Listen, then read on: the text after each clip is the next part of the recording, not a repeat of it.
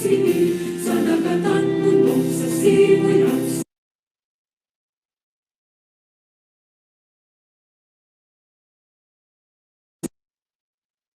sa langit mong bakaw, may nilagang tula at awit sa paglayang minamahal. Ang kisag ng watawat mo'y tagumpay na nagtitili. Ang bituin at araw niya kailan pa may di magdidilig. Lupa ng araw ng walhati pagsika, buhay ay langit sa piling mo. Aming ligaya na pag may mga api, mamamatay ng dahil sa'yo.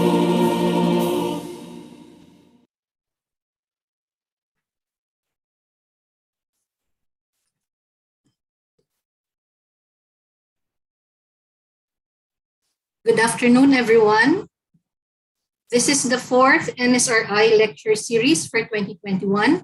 I am Jonah Bondok from the Research and Analytical Services Laboratory of the NSRI, and I will be your moderator for today's webinar. Our NSRI lecture series is open to the public and free of charge. This afternoon, we welcome and acknowledge our registered participants coming from the academe, private and public institutions, industry, and other sectors. We are happy that you are here with us today. Just a few reminders. During our webinar, we want to avoid distractions in order to facilitate learning. And so may we request everyone to please turn off your microphone and video camera. Also, let us all respect our speakers by listening actively and attentively to their presentations. For your questions and comments, you may post them in our chat box and we will have an open forum after the last talk. Please be reminded that an evaluation link will be posted in the chat box after the session. Please make sure to fill out the evaluation form to get your e-certificates. We will have a photo op at the end of the webinar, and so we are requesting everyone to wear appropriate clothes. So before we get started, let me first introduce our Institute Director. He is a product of UP Diliman from his bachelor's degree to his master's and PhD degrees. He is an expert of terahertz optoelectronics, semiconductors, and optical spectroscopy. He rose through the ranks starting as a design engineer to being a science research specialist and researcher. After several stints abroad for his postdoctoral fellowships, he decided in 2012 to return to UP for good, where he is now a professor at the National Institute of Physics and the current NSRI director. To formally open today's virtual event, please welcome Dr. Elmer S. Estacio. Thank you. Thank you very much, Dr. Bondok. Dang hapon. Remind me to send you a newer picture of me that was taken quite a long time ago with a lot more hair and a lot more weight. So, sige po. Good afternoon, everyone. I am pleased to welcome you to the fourth Natural Sciences Research Institute lecture series for 2021. Despite the setbacks and difficulties brought about by the continuing pandemic restrictions, the NSRI has remained undeterred in carrying out its mandate of disseminating research output and knowledge in the natural sciences. Even as the Institute building and its laboratories have been physically off limits or restricted this past year, the consistently highly subscribed NSRI and NSRI in-house laboratories webinars and online workshops have demonstrated time and again that the scientific community's zeal to learn new things from experts and resource persons, as well as the enthusiasm of our scientists and mentors have remained, despite the pandemic challenges. As we transition to 2022, the NSRI will continue to carry out its mandate. The Executive Council has received 70 new proposals for the next year's NSRI grants. More so, our institute is well and on its way in preparing for partially opening its research and analytical services in its laboratories by early next year. With these accomplishments, I am proud of the NSRI administration and research sections for their hard work. Mabuhay po kayo. Today, we have invited scientists and mentors from the Institute of Biology and the Institute of Environmental Science and Meteorology to share with us their expertise. Expertise in environmental science, its implications in international policies, and thirdly, in marine biology. And thus we thank Ms. Hazel Marice Chua, Dr. Lem Aragones, and Dr. Benjamin Vallejo Jr. for taking time out of their, I'm sure, busy schedules to join us today. Lastly, I thank the organizing committee and especially the participants of the fourth installment of the NSRI lecture series for 2021. Tuloy po kayo sa NSRI. Maraming salamat po at magandang hapon muli. Thank you. Thank you very much, Sir Elmer. We will now proceed with our webinar. Our first speaker is a lecturer at the Institute of Biology. She got her bachelor's degree in biology from UP Las Bañas, and she just finished her master's in the Institute of Environmental Science and Meteorology. She got a scholarship from the DOST's Accelerated Science and Technology Human Resource Development Program. She is currently working in the Plant Physiology Research Laboratory of Dr. Juliana Janet Puzon. Our speaker will discuss about morpho-physiological responses, secondary metabolite profiles, and antioxidant activity of Origanum vulgare exposed to varying nitrogen levels. Please welcome Ms. Hazel Marice Chua. Good afternoon, everyone. I'll just share my slides.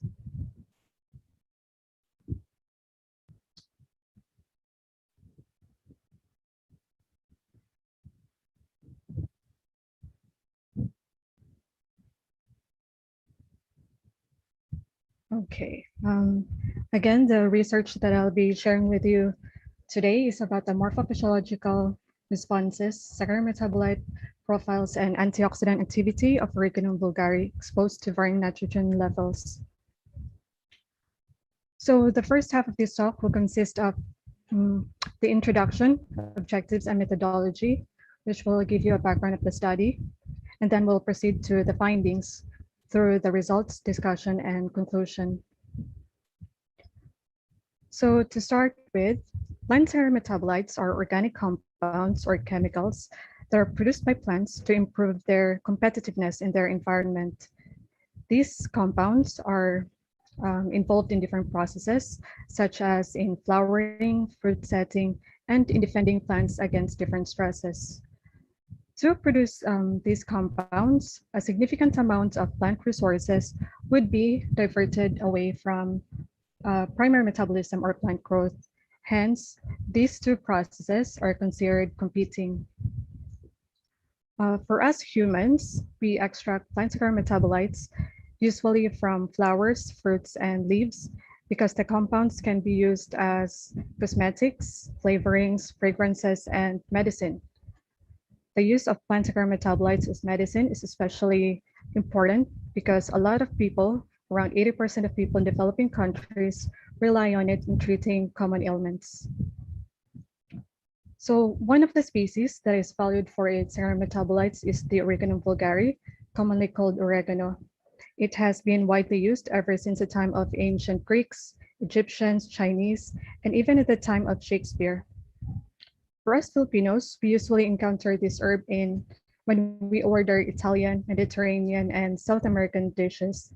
And we can also buy a dried oregano in grocery stores. In fact, I always keep this in stock because I use it to flavor my tomato sauce and chimichurri sauce. But aside from flavoring, oregano is actually a medicinal plant, and it has been noted to have high total phenolic content as well as antioxidative property. Hence, these two were observed in this study. Now, when we want to improve plant yield, the nutrient that is usually given to plants is nitrogen because it is a component of important compounds such as proteins, nucleotides, and chlorophyll.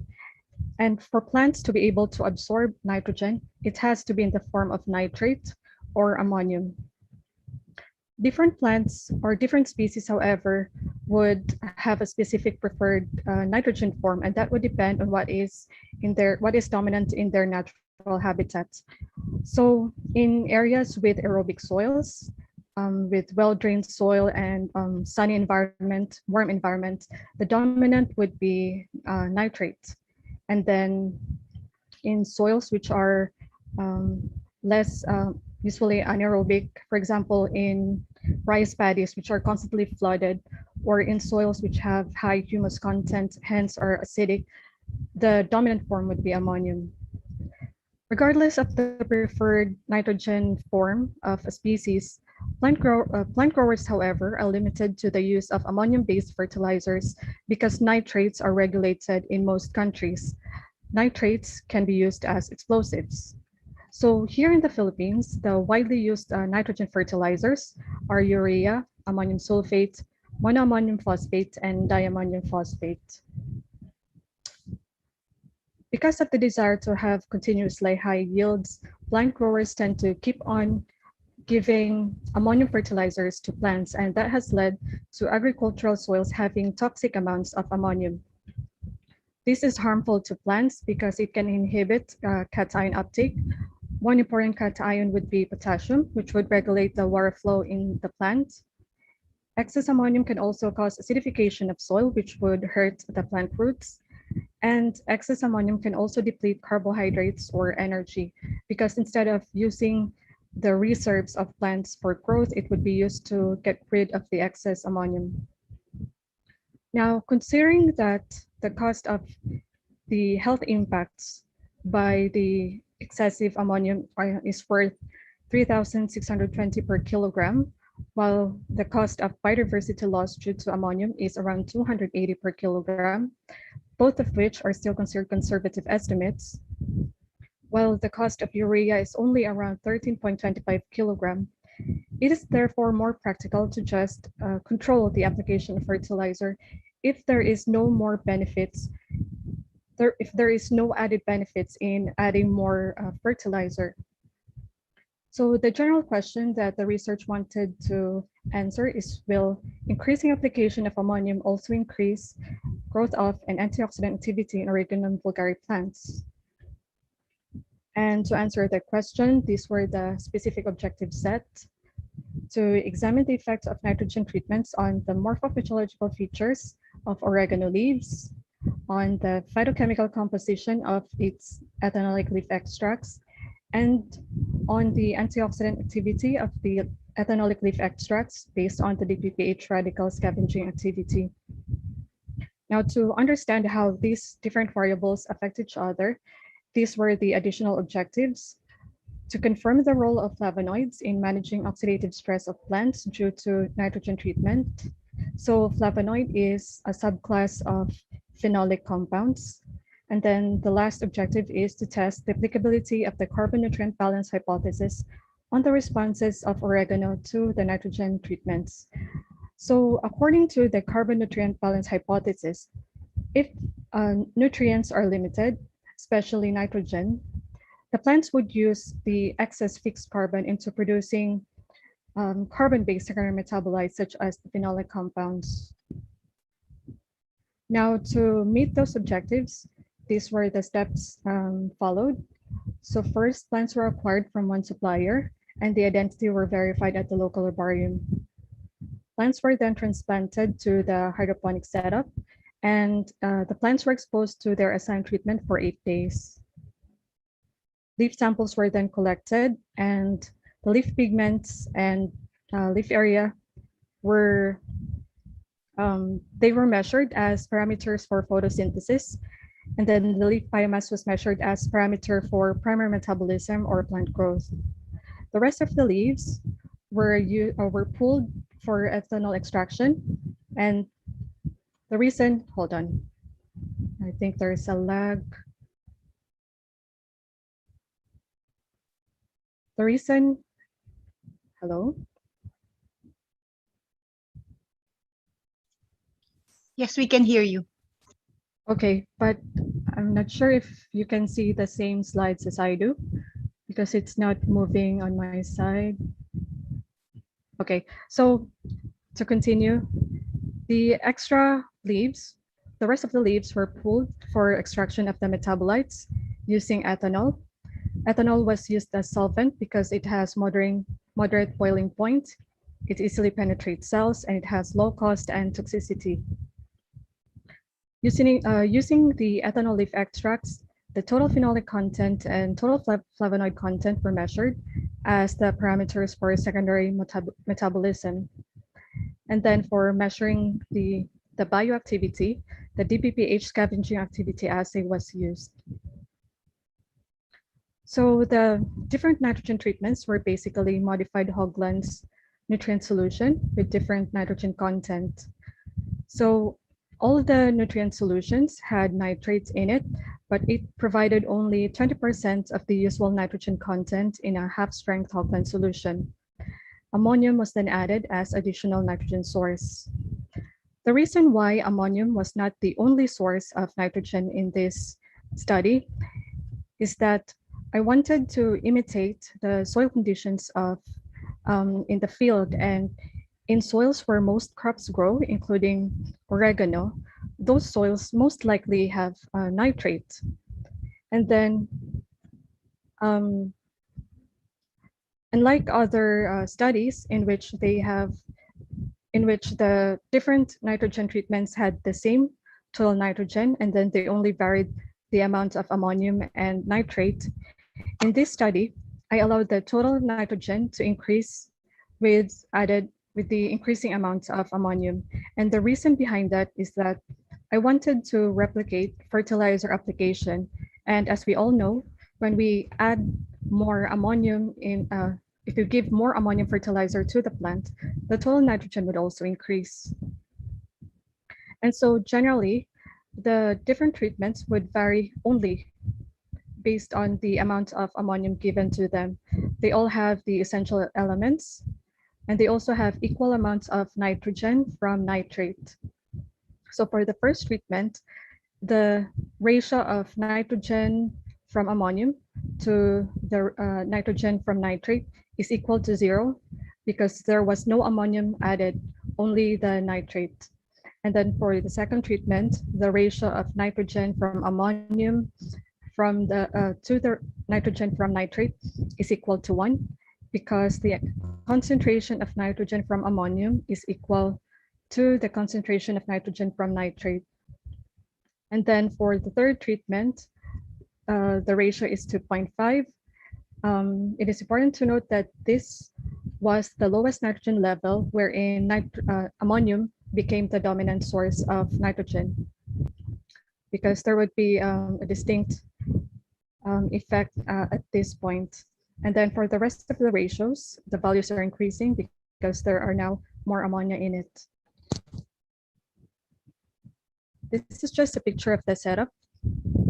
So basically, each plant has its own container, and they had their assigned treatment, and then air was introduced through the air pump, which supplies the air into the pipes, into the rubber tubes, and going into the nutrient solution. So in case not everybody knows, plant roots need to breathe in air. This is just the summary of the data collected. So the different leaf parameters were measured in 2 experimental runs. So I did not conduct the hydroponic experiment just once, I did it multiple times.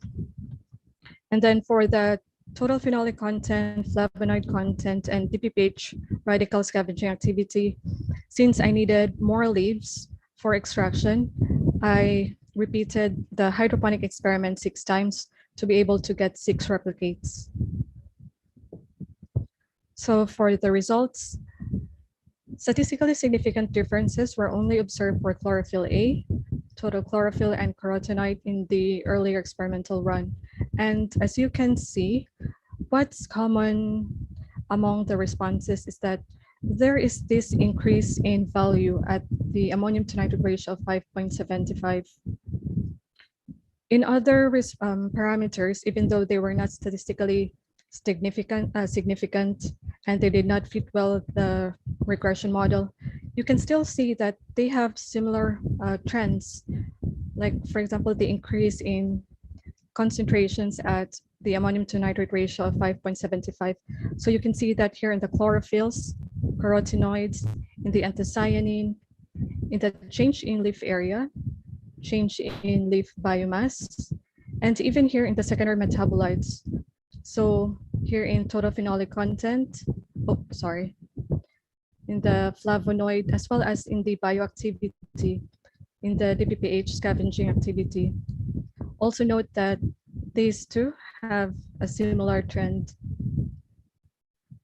So one of the observations, although it was not measured, was the wilting phenomenon that was observed in plants that were exposed to high ammonium to nitrate ratios.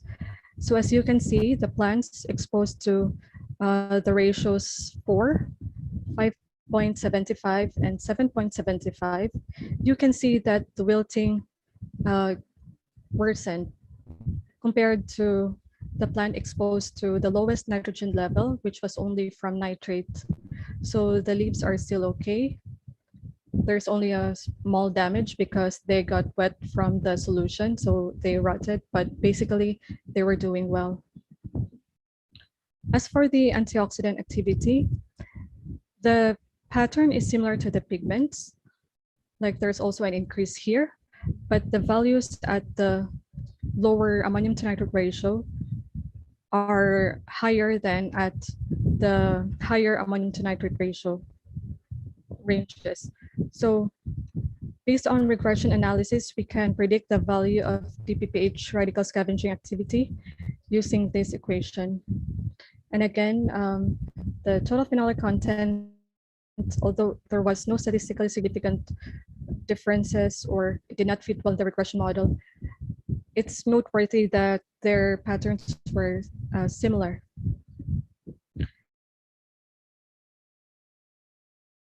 Values of the different primary parameters as well as the derived parameters. So the important parts here are the very strong correlations among photosynthetic pigments. And then the parameter, another parameter for photosynthesis, the change in leaf area, is very strongly correlated with the parameter for primary metabolism, which is change in leaf biomass. It was also strongly correlated with a parameter for secondary metabolism, the total phenolic content. And then the specific leaf area, which is just basically the ratio of leaf area and leaf biomass, was also strongly correlated with the total flavonoid content. The two secondary metabolite classes, total phenolic content and total flavonoid content, were also significantly correlated with the antioxidant activity measured through the DPPH radical scavenging activity assay. So again, flavonoid is a subclass of phenolics.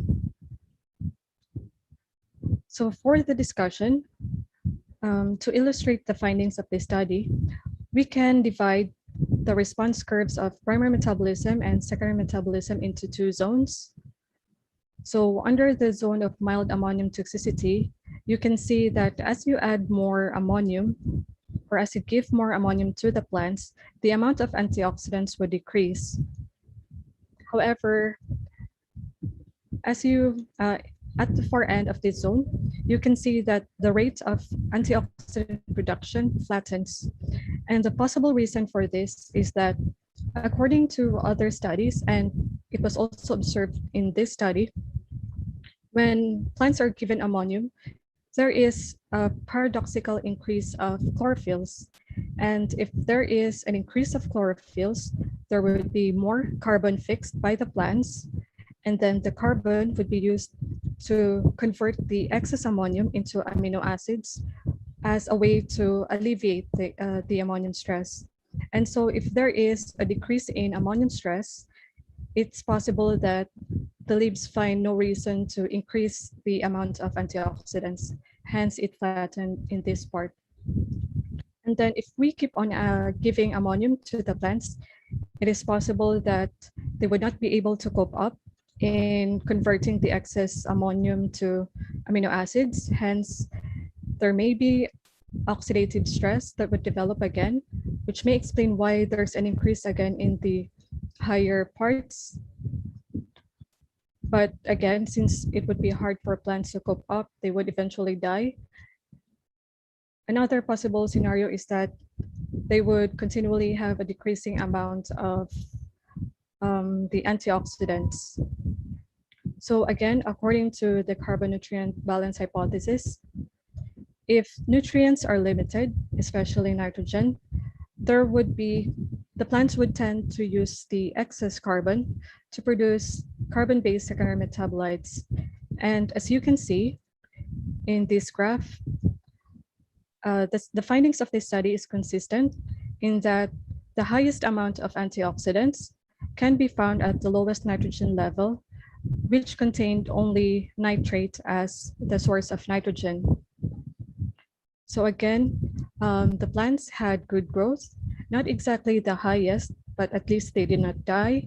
And at the lowest nitrogen level, with nitrogen only from nitrate, it also had the highest amount of antioxidants. So using that value of 1.5 millimolar of nitrogen from nitrate, I used that to estimate equivalent amounts of different fertilizers.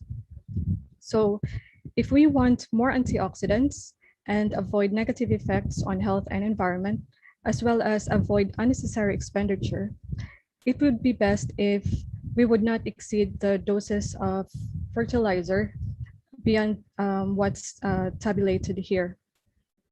However, it would be best also to consider the residual soil nitrogen, because most likely the soils already have nitrogen in it. So it would be great if people would regularly get a soil sample and have it analyzed so they can know the exact or the more accurate estimate of the soil nitrogen before giving the nitrogen fertilizers to plants. However, since it's quite time consuming and maybe difficult for most plant growers to keep on monitoring the amount of soil nitrogen, as well as computing for the appropriate amount of fertilizer, they may not follow the recommendation. So it might also be helpful if the government would have interventions, some of which would be setting of environmental standards for farm level nitrogen losses. So in other countries, farmers even use apps that can help them estimate on how much fertilizer will be given to the plants depending on their needs and on the limits that are set for the different farms. Another proposed intervention is cross-compliance, in which the government would pay plant growers who would comply to the different standards in terms of the environment and health and others. And then another possible intervention would be pollution trading, in which when plant growers are not able to use the allowed amount of nitrogen to give to plants, they can use that, the leftover allowable or allowance, they can use that to sell it to other plant growers and earn in the process.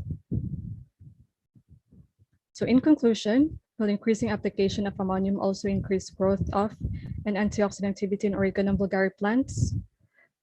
So since there was no statistically significant growth differences, the photosynthetic pigments did increase up to 5.75, but it declined later on and plants wilted at higher ammonium to nitrate ratios. There was no statistically significant differences in the secondary metabolites, and there was a general decrease in the DPPH radical scavenging activity, which was the measure for the amount of antioxidants. Then we can say that increasing application of ammonium will not increase growth of an antioxidant activity in Origanum vulgare plants. And since there were strong correlations between the secondary metabolites with the DPPH radical scavenging activity, we can say that the total phenolic, the phenolic compounds, especially the flavonoids, were the antioxidants in oregano. And with the higher total phenolic content and DPPH radical scavenging activity at the lower ammonium levels, but the change in leaf area, which again was the parameter for one of the parameters for photosynthesis, being correlated with both the parameter for primary metabolism and secondary metabolism, we can only say that the findings partially support the carbon nutrient hypothesis. The findings are also consistent with the hypothesis that Origanum vulgare plants, since it grows in aerated soils and warm environment, it would prefer nitrate as source of nitrogen. And since plant growers are limited to the use of ammonium-based fertilizers, what we can do when we grow plants that prefer nitrate is that we can incorporate the fertilizers in the soils, and the bacteria in the soil, the nitrifying bacteria, can change the ammonium into nitrate. And the estimate was around 2 to 3 weeks based on other studies. However, in terms of what's the optimal amount of nitrate that should be given to have the highest amount of antioxidants, that would be for other or future studies to find out. So that would be all. Would like to thank again PShared for funding the study through NSRI and the institutes that I am affiliated with, my thesis committee, and to everyone joining us online right now.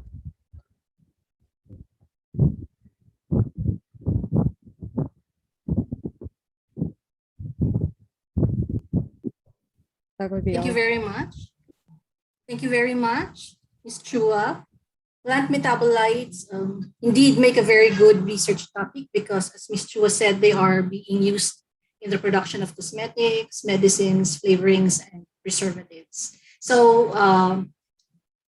to the participants, please keep your questions coming in and we will get back to them later after the last talk. Now we will proceed with our second speaker.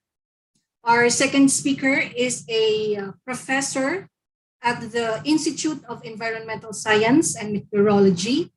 He received his PhD from James Cook University in Townsville, Queensland, Australia. Served as director of IESM from 2015 to 2021. Our speaker has been studying a range of environmental problems, including those related to marine mammals for 30 years now. He is the head of the Marine Mammal Research and Stranding Laboratory at the IESM. And to talk about the impacts of dynamite fishing on marine mammals, please give a big round of virtual applause to my mentor and former PhD advisor, Dr. Lemnuel Aragones. Sir Lem.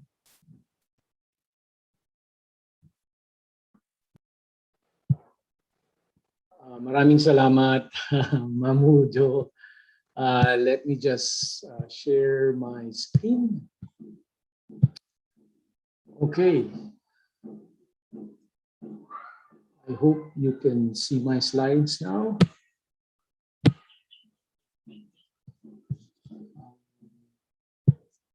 Yes, sir. So,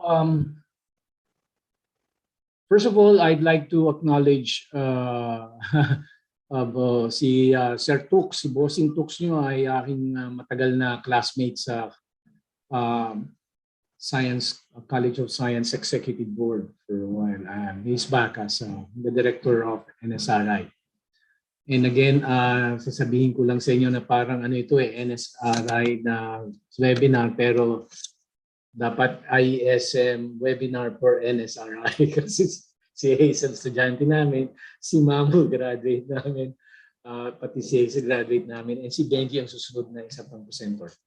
Anyway, I'd like to acknowledge my co-authors for this work, Archie Viloria, Daniel Hernandez, and our current dean, Giovanni Tapang, and yours truly just published this work through Science in Demand this year. So I'll be focusing on the impacts of dynamite blasts on our local marine mammals. So let me just come up with my pointer. So this is the brief outline of my talk. I'll obviously make some introduction about marine mammals, the threats, or the importance of sound, and eventually the issue about noise and the underwater. What were the questions in relation to that we asked and how we answered those questions and what we found out. And I will end with a summary and conclusions. So first of all, the Philippines is a very fortunate island archipelago to have 1/3 of the biodiversity of cetaceans in the world. So we have 30 plus cetaceans in the Philippines and a dugong. By the way, ang marine mammals po ay hindi isda.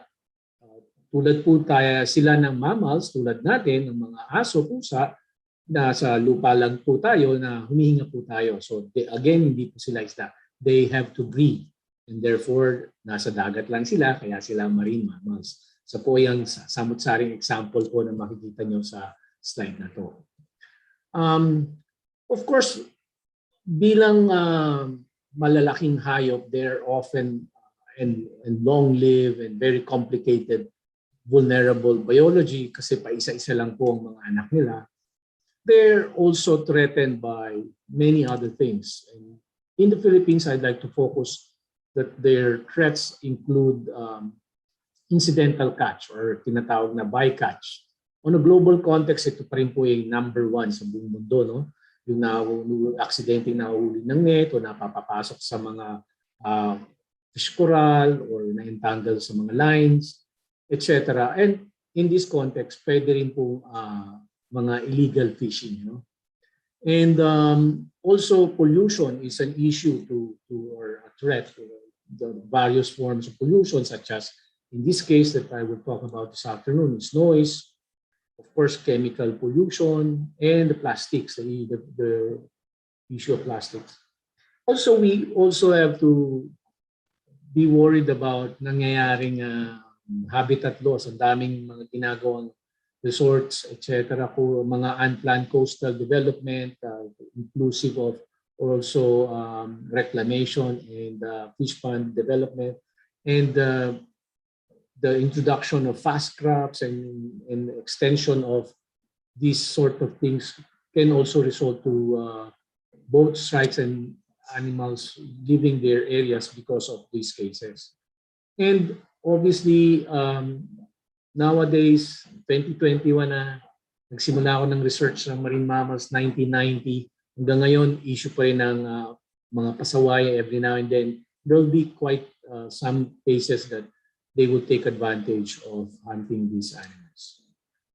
So, given na yun na po ang kanilang mga hinaharap na problema, na-strand pa po sila. Ang stranding po ay when the animal goes to a shore or in a helpless situation, tulad po nitong buhay na batang-batang rhesus dolphin, ito puro patay na po sila, no, nadagsa sila sa dalampasigan. Ito po ay mother and calf ng dugong, napakalaking sperm whale, a very rare common dolphin, and the second most common strander Fraser's dolphin. Ang marine mammals po strand for various reasons, and I'd like to focus on the natural, such as animals being old and sick, and the anthropogenic, those caused by fisheries, nanghina sila, or in this case, I'd like to focus on the probable context of some strandings, such as these animals. This is in Catanduanes. All of this, this was last year, October 2020, and this is January 2021. Kita niyo po magaganda pong katawan ng mga animal. Hindi po yan may sakit, hindi po yan payat o masasabi natin matatanda na. So most likely these marine mammals may have been injured by underwater explosion. So isa po yan, matagal naming pinagdidiskatsahan na, pinagdidiskitahan na po namin. Even in 2010, we published a paper speculating that most likely some of the strandings in the Philippines are due to dynamite fishing or caused by acoustic trauma. gaano ba kahalaga ang sound sa mga marine mammals? So this is give me a few minutes or seconds to focus on this to make sure to set the tone of how important sound is. First of all, lahat po ng mga hayop na nabuhay at nag-evolve sa dagat or sa tubig, I have a very different medium. Tayo po ay nasa air, nag-evolve sa lupa, and we have sight as a very sensitive sensory. Sa mga hayop na nag-evolve sa tubig, they evolved to use this property of water being 5 times faster at ang ibang area madilim na, so they have to evolve to use and perceive this and generate this sound. So in the case of marine mammals, they use underwater sound for communication, orientation, at foraging. So pag-communicate sa isa't isa, as is shown in this picture, orientation when sa ano bang saan sila patungo, sa norte, sa south, o palalim, pabakay, taas, and also the context of finding their prey because they can now have the context of echolocation, the use of biosonar to be able to detect their prey, especially sa madilim na lugar, no? Madilim na tubig, sapagkat by conventional wisdom, about 100 meters lang yung kayang i-penetrate ng light. And therefore, hindi malayong isipin na yung mga noise na nilalagay ng mga tao tulad ng pipeline ng mga vessels, yung mga propeller sound ng mga makina, yung mga tinatawag na air gun arrays pag nagsusurvey sa petroleum or sa dagat for minerals, they obviously have interrupting capacity to these animals, interrupting obviously their activities. And in some cases, yun nga, can be mag-i-induce ng temporary or permanent injury.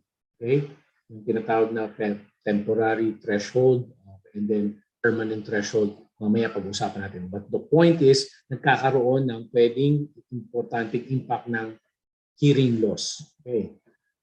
So, given that simple introduction, let me now show you what we are facing in the context of the Philippines. In the Philippines, blast fishing is a very destructive practice that has been going on for some time. Ang dami ko sinasabi sa klase ko lagi yan na high school pa lang kami, inintroduce niya ng social studies teacher namin. Sa humanities namin, pumunta pa kami sa Pangasinan para tignan yung mga lugar na. And ngayong ako'y professor na, hanggang ngayong problema pa rin natin ang And this is a practice that is may implications sa ating tragedy of the commons. And sa pamamagitan ng mga batas, we were trying to criminalize this act and trying to minimize and regulate this illegal act. So yung RA 10654, which is now an amendment of RA 8550, truly increased the liability or the penalty. No? Despite that, magkaroon tuloy-tuloy pa rin. No? And as I said, this is commonly practiced in shallow waters. However, nowadays, these have been also used to stand bago pa iaangat yung mga net ng mga fishers. So, and therefore, they are doing that as well in deep waters. In a recent report from Region 1, the Bureau of Fisheries and Aquatic Resources Office, we got the tally of their report ranging from 44 meters close to the shoreline up to 12 kilometers away from the shoreline ay maraming cases nang nagpapaputok. So this picture is a classic case or illustration of the issue of dynamite fishing in the Philippines. So, kaya nagtanong kami, ano ba ang impacts ng dynamite fishing sa ating mga marine mammals? Una, kailangan ko i-establish din na siguro kailangan din sabihin na sa ibang parte ng mundo, since mahalaga nga ang noise, nakikita na mahalagang issue to sa ating mga marine mammals, napakarami na rin ginagawang research.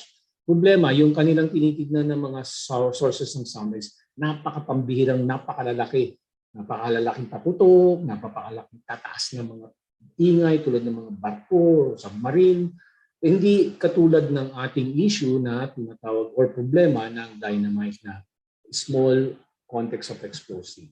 So, can they perceive this sound generated by this explosive blast? Anong extent ng underwater explosion nakaka-apekto sa marine mammals? Kaya ba nitong mga tunog na ito makapagbago ng behavior, magkaroon ng physical injury, or posible bang mamatay ang mga marine mammals dulot ng dynamite fishing? So, our paper that we published is a characterization of the blast explosions from confiscated explosives using dynamite used in dynamite fishing in the Philippines, and we inferred possible impacts to our local marine mammals. So this is how we did it, no? So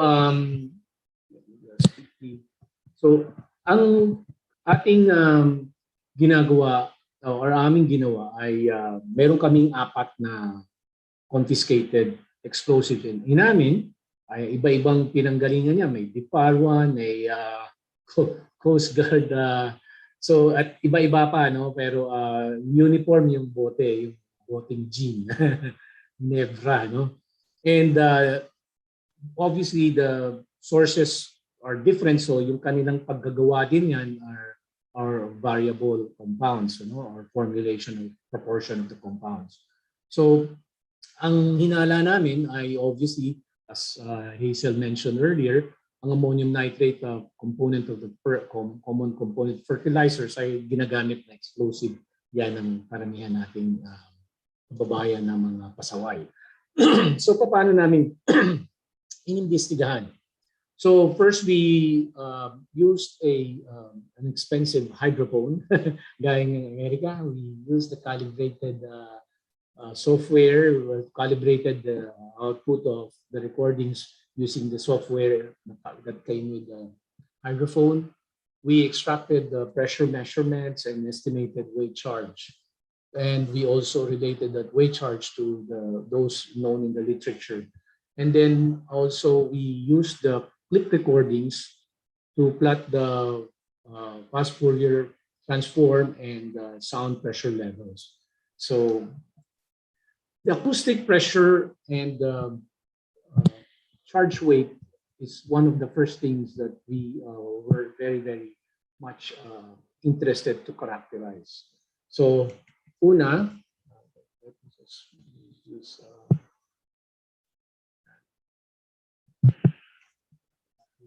explosion ay isang outburst ng energy. It can be in the form of light, heat, sound, and shock wave. Yung shock wave is a compressed air of strong pressure that radially travels greater than the speed of sound. And I'm sure nakita niyo yan sa mga paputok ng mga sanat sa TV, mga malalaking putok. Shock waves are commonly produced by explosions such as supersonic aircraft, lightning, and other phenomena that can cause sudden change in pressure. Okay, in an underwater explosion, a shock wave creates large underwater sound pressure that rapidly decays through time. So may rapid decline naman, ano? And how we were able to calculate the charge weight was we used this equation wherein PO is the incident pressure in Pascal given this constant, and the W is the charge weight of the explosive in kilogram using TNT as the source of explosive, and related the effectiveness of this with the ammonium nitrate has only a 0.42 kilogram TNT effectiveness. And R is the radial distance or the distance of the measurement from explosion in meter. Okay? So yan po yung pagkuha ng mahalaga yung charge weight. And isa pang sunod na mahalaga po ay kinuha namin yung SPLs or sound pressure level from the raw recordings. So ito po ay isang typical raw recording, and then nakita niyo po na may 4 kaming iba't ibang paputok at iba-iba pong distansya ang nilagay namin yung hydrophone. So we processed this and determined the SPL, the sound at peak frequencies. The fast Fourier transform, ginawa namin yun para ma-identify yung peak frequency using power spectra. And then the theoretical peak pressures and the SPLs were calculated using the estimated charge weight of the explosion and the actual distance which we have between the hydrophone and the detonation source. Okay? So ito yung example ng isang huli naming pinaputok, malayo na kami, tingnan namin ang epekto ng distance. So these are the raw recordings of, and just showing that this is what we are after, the single pulse explosion. Kita natin na meron din pong mga backscattered waves. Hindi po namin yan tinignan. Ano? The peak pressures from the backscattering were not considered in the study. However, we believe that they should be also looked at in future research. Okay?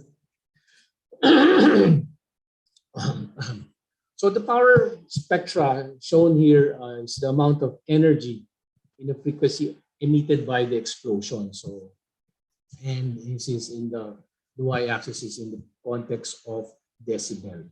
So may 4 trials. So makita natin 1, 2, 3, 4. Okay. The evident increase of power in every trial signified the considerable energy emitted by these explosives, but also signified na yung talagang iba-iba yung formulation din ng mga fissures sa paggawa ng dynamite na to. So in this table, we looked at we look at literature and saw that may iba't ibang capacity ng auditory bandwidth, hindi rin nga ng mga marine mammals. Merong mga low frequency lang ang ginagamit nila.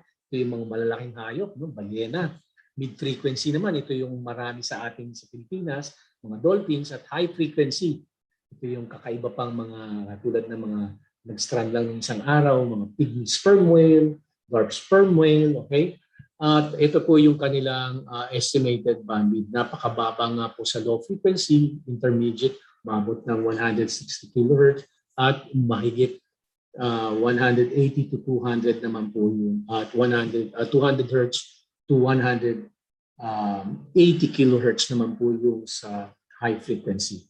Ano po ang nakita namin out of these 4? Nakita namin na mga average frequency with the highest power is about 12.1 kHz. And yung 12.1 po na yan ay within the auditory bandwidth ng lahat ng grupo ng mga marine mammals as already been studied. So yan po yung ebidensya na aming pinanghawakan. Yan po yung averages ng mga frequencies na yan ay 12.1 kHz. Ito naman po yung sound pressure level. Sound pressure level in the context of the dynamite blast. Ang average SPL po na nakuha po namin, sabi nga dun sa previous slide, 12.1 kHz, falls under the 137 or we could say 138 decibel. Okay? Ano po yung mga pamilya ng grupo na naapektuhan po ng threshold na yan? Ito kino-cover po niyan yung those that have only a threshold of about 50 to 70. And yan po yung maabot lang ng 10 kHz. So talagang napakalakas po ng paputok na yan. Ito po mga pamilya na yan, Delphinidae, Siphiidae, Sirenia, ay meron po tayo. Yan po yung mga dolphins, Siphiids, at Sirenian. So these marine mammals can perceive the generated sound from this explosion because it overlaps with their natural capacities. So ano po, ito po, wala akong compile na maraming pictures. So ginamit ko po yung recent poster namin for our IEC sa PMSL. So ito po yung naka-enclose na yan sa blue, yan po yung mga dolphins natin sa Pilipinas. Makita na 6, 12, 15, 15 species of delphinids. Meron naman po tayong 5 species po ng mga big whale. Okay? So meron naman po tayong dugong, nag-iisang dugong. Yan po yung dugong na present sa India, sa Australia, Red Sea, Indonesia, iisang species lang po yan. At meron po, nakikita po yan sa Indo-Pacific. So yan po yung grupo na sinabi natin sa earlier na naapektuhan po nito based on our sound pressure levels. Okay? So anong ibig sabihin nito? The average SPL is close to 150 to 160 decibels. And ang aming SPL po, sound pressure levels, ay posibleng nagkukos po yan, yung coverage na yan, nakikita po yan sa based on literature nakapagbago po ng response ng mga malalaking hayop tulad ng humpback whale. So it is expected na kung mas malapit po yung mga marine mammals, mas obviously mas detrimental po sa kanila itong impact ng mga dinamita since they will be under higher sound pressure level. So ito po yung manifestation ng evidence na yun, no? So based on the average SPL, although it is less than 230 as the threshold here in the data on the table, this table, again dividing the groups from low frequency, mid frequency, and high frequency cetaceans. Ang threshold for injury and onset of temporary threshold shift TTS naman on marine mammals is this. Yan naman ay very debilitating na yan, ano? Injury niya. So yung transmission loss, however, nung nangyayaring paputok, may have reduced the energy, no? So ang concern nga namin ay kung mas malapit po yung hayop, since hindi naman nakikita ng mga mangingisda itong mga dolphins pag nagtatapon sila ng paputok, ay most likely doon po yung issue natin, no? So here is an example of theoretical peak. So this is what we calculated as the peak pressure based on the 4 trials, based on charge weight, TNT, and converted it to ammonium. Okay, so we have nitrogen, and then we can see that napakalaki nung napakaraming palang nilagay na doon sa fort, kaya napakalakas ng putok, pambihirang patis, kaya pala iba-iba yung impact. And this is the evidence of this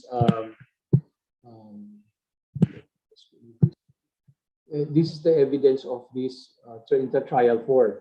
So based on literature, the peak pressure of 23 psi or around 160 kilopascal can cause matinding damage because it now can cause physiological disruption sa lahat ng klase ng marine mammals. 160 kilopascals. And in this calculated, the produced graph by the software, it falls under the range of 73 to 123 meters for the trial 4, that it is still under 160 kilopascal. So hindi may layong isipin na ang mga ilang dinamita are also hurting our marine mammals, especially when they are present within that vicinity. Okay? So, yung aming pressure level, SPL versus in context of distance calculation, ulit, yung theoretical pressure sound level based on the distance na na-calculate, okay? Ito yung aming pinopropose na parang since the context of the distance shown here is up to 123.07 meters. So nandito yun, nandito yun, so 100. So this is supposedly the distance not safe for these marine mammals. So ang context nito, ginawa namin, inadapt namin yung precautionary principle. We just became more cautious than saying dapat 125 meters, say pa, most likely hindi, no? So napakalapit nun sa 123. So most likely, a hypothetical distance maybe of 150 meters can be said a safe zone for marine mammals. That may be a good point based on this peak alone of the fourth explosion, which turned out to be the largest and strongest. So ang ebidensya is meron tayong empirical evidence ngayon to show that there is this potential based on literature that we can infer na may potential makadetect itong sound produced by dynamite blast. So tignan natin ang available in literature. Sa tagal-tagal na rin po namin involved sa strandings, we were able to collaborate with the acoustician group of University of Hawaii who came here when we had several live stranders of spinner dolphins in 2017. And they were the ones who provided evidence for us to show that the animals were already partially and almost, some of them were almost totally deaf. And this is the evidence. Okay, so the suspected hearing loss due to dynamite fishing were found in spinner dolphins. So this is spinner dolphin 1 named Valentina. This is spinner dolphin 2 named Scarlet. And this is a rough-toothed dolphin named Hero. And this is another rough-toothed dolphin named si April pare. Oh, April. Okay, then alam niyo po ba ang karaniwang audiogram natin, since terrestrial and marine mammals are parehong mammals, and the hearing is one of the most uniform feature ng mammals, typically parang ganyan po. U po siya, U.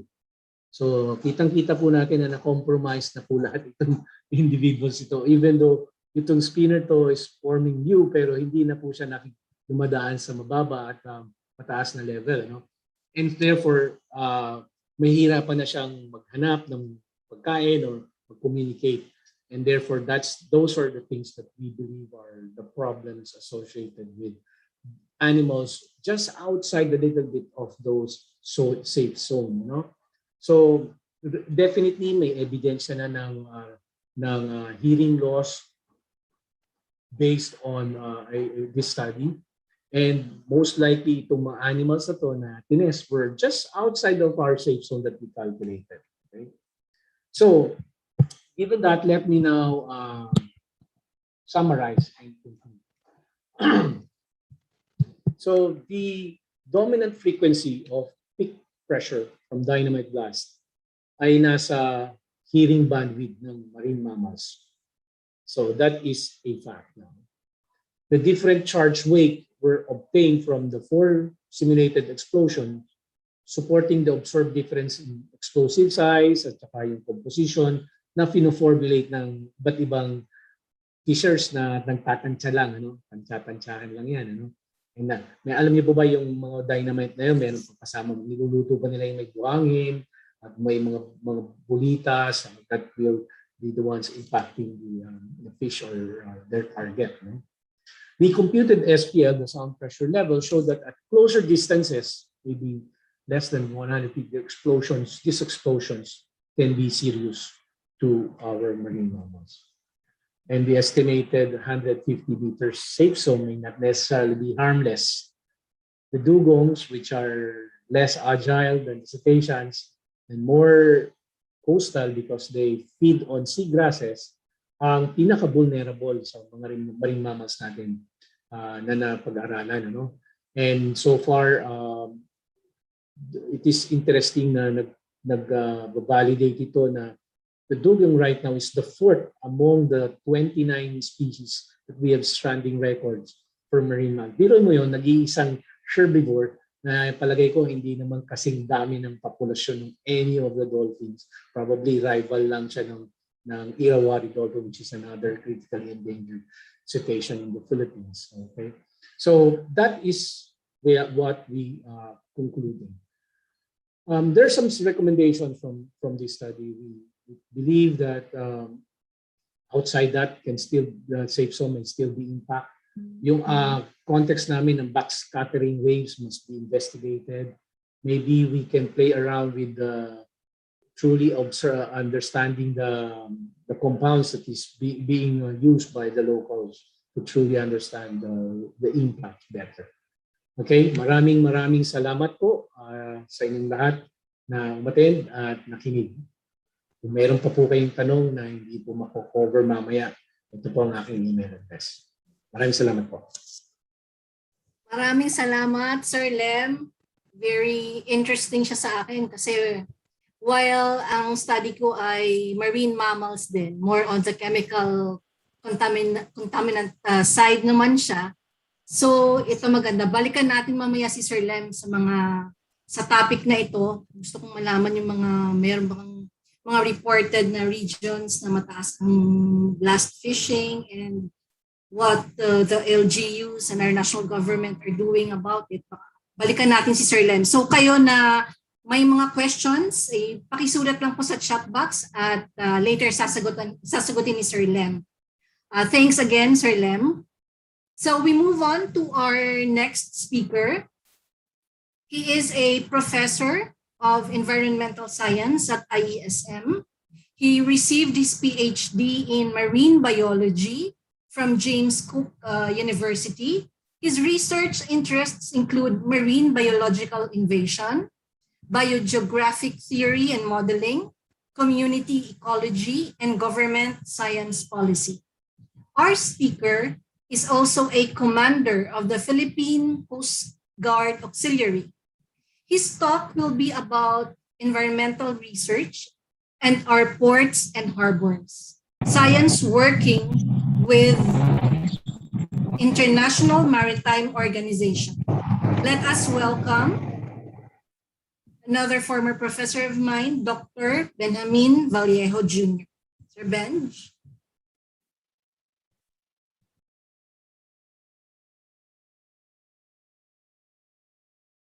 This presentation is on the environmental research and reports at harbors, science working with the maritime industry, and it deals specifically with port and ballast water baselines using ecological and microbiological and eDNA approaches.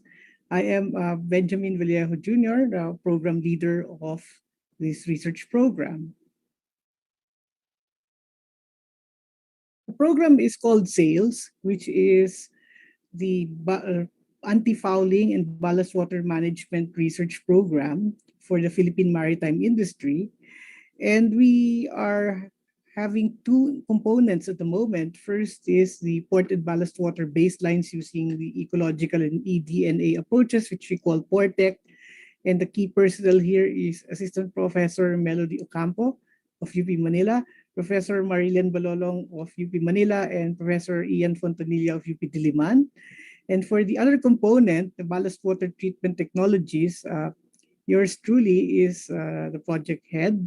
And with me is Engineer Jacqueline Antolihao Deshartin of the University of Cebu, Naval Engineering and Naval Architecture and Naval Engineering Department.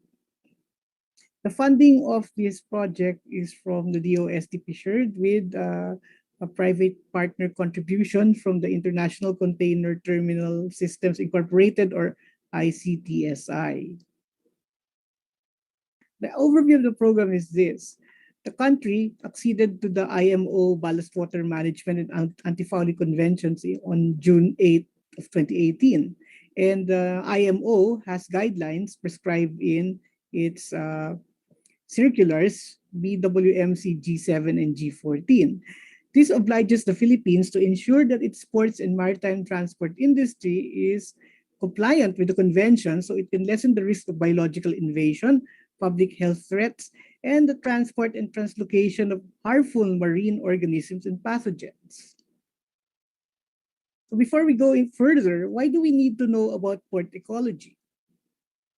Well, aside from the IMO environmental conventions, which the country has acceded to, we have acceded to around 28 of the IMO conventions. But for our interest here, we're going to focus on the 2001 Anti-Fouling Convention and the 2004 International Convention on the Control and Management of Ships' Ballast Water and Sediments. These are the two major environmental problems that may affect biodiversity around the world, because ships can translocate invasive species to other ports and other marine environments, thus causing possible irreplaceable ecological and environmental impacts. So the Ballast Water Management Convention is now in force with 30 countries acceding to it. And the convention entered into global force on 8 September of 2017. And we acceded to the convention on 8 June 2018. Now, the convention, in a nutshell, requires that all of our ships should be compliant to the so-called D2 standard, which means there are levels of microbes and pathogens that could be allowed to be discharged into port waters after treatment. And so all ships have to be built with the equipment that will allow for compliance to the D2 standard. And existing ships would have to be refitted. So we need to comply with this D2 standard, which allows for ships to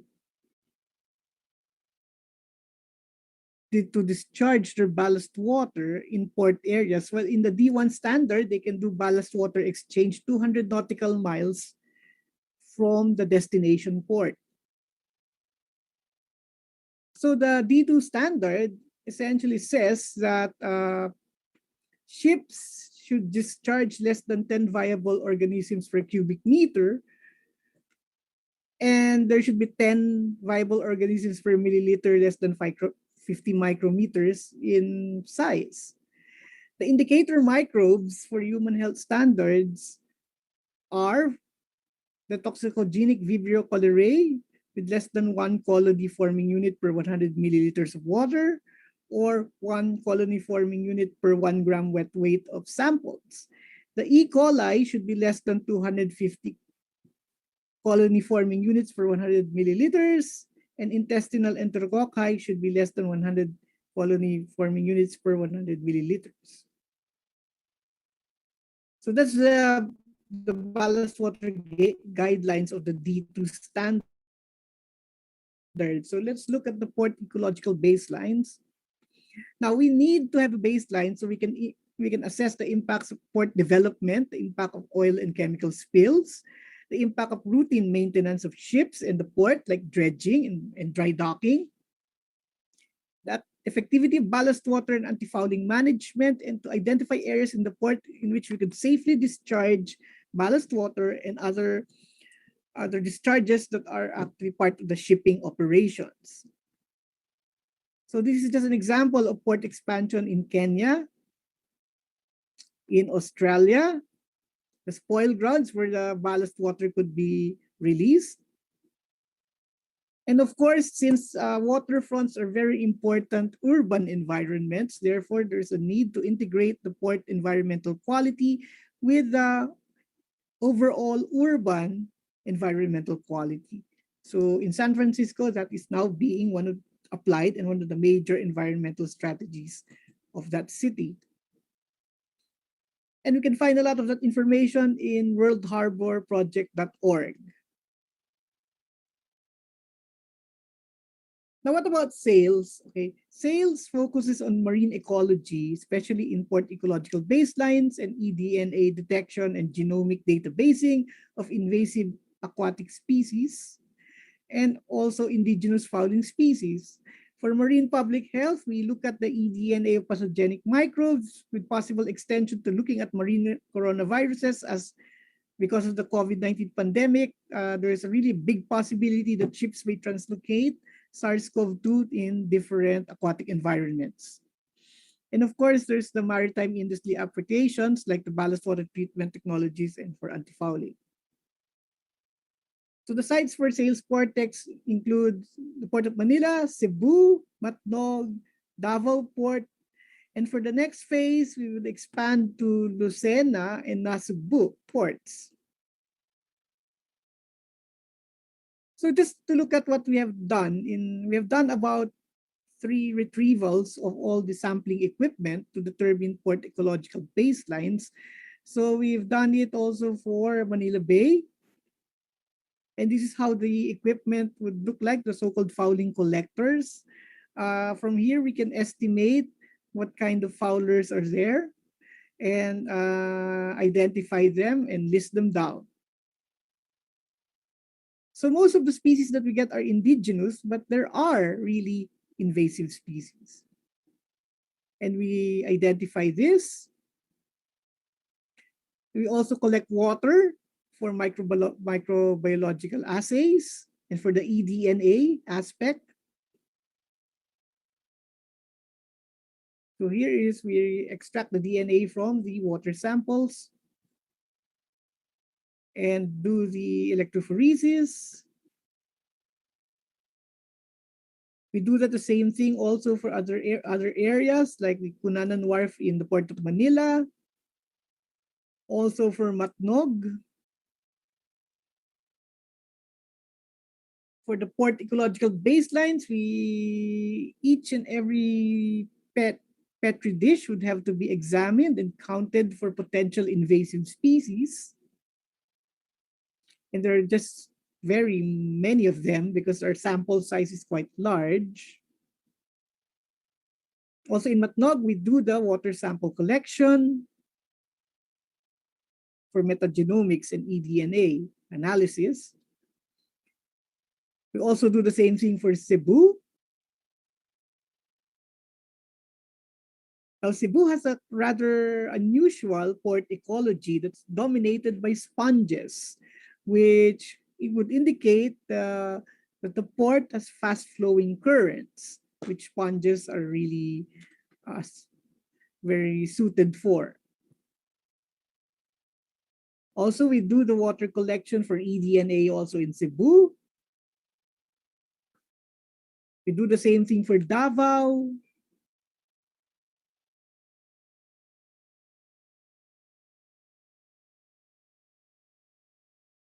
Now, what has the information or the data from these initial surveys result in? For the ecological approach, we already identified some non-indigenous species like Hydroides. Okay.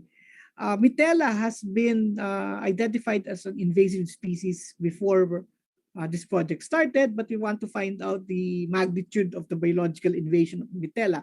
Mitella is a mussel that was brought in likely by ballast water from ships that came from the Atlantic Ocean. So we have discovered a few of these and we need to find out more, and because there's likely that there will be more of these invasive species.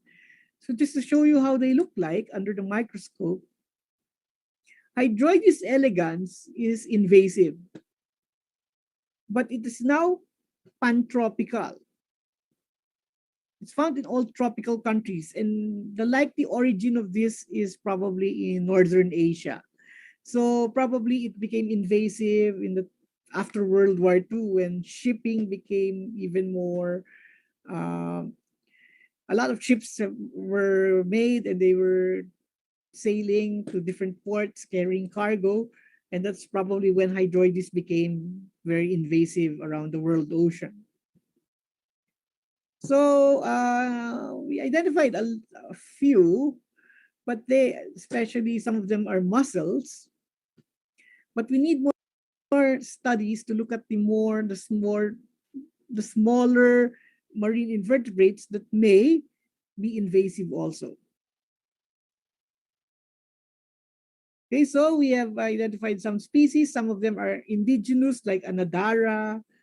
Brachydontis is an alien species and might be invasive in Manila Bay. And of course, the indigenous Perna viridis. We also identified different kinds of worms.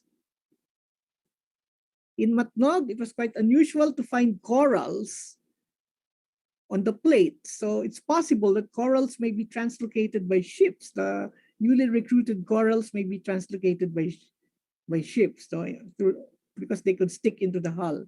Hydroides elegans was also recorded in this port. Okay, so we have identified a few. Some of them were sponges and bryozoans. And of course, the mollusks and crustaceans. So we have seen a lot of these, okay? And some of them are still unidentified. Perhaps some may be new alien species to our country.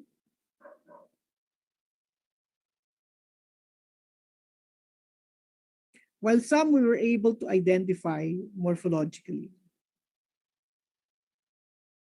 Like the seahorse, which was found in one of the plates in Cebu Harbor.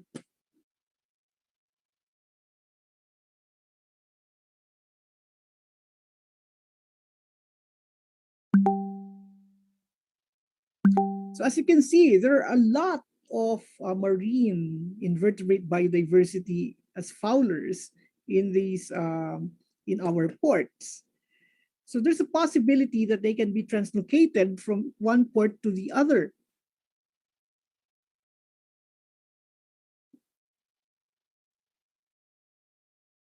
So there are some crustaceans in Davao and even echinoids. And Arquatula senhusha, we first found it in Davao, and the nearest natural distribution of this species is actually in the temperate coasts of China. So probably it was introduced here to a ship that probably docked at a port somewhere in China or in Hong Kong. So here are some worms and more worms. More worms again. So for the microbiology, okay, we are still in the process of quantitating the DNA. And while some sequences have been collected, we still need to identify the sequence. We are at that stage at the moment. However, the first results would suggest these pathogenic bacteria, some of them are possibly sourced from hospital waste or discharges. And a lot of these species, according to Professor Balulong, may be or probably are antibiotic resistant.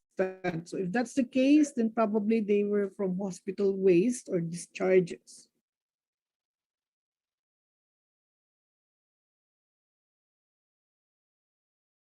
Now for our eDNA update for the port ecology, for the invertebrate biodiversity, we have around 800 plus genomic sequences determined from reports that I just showed you, but we still have to identify through BLAST what those sequences are.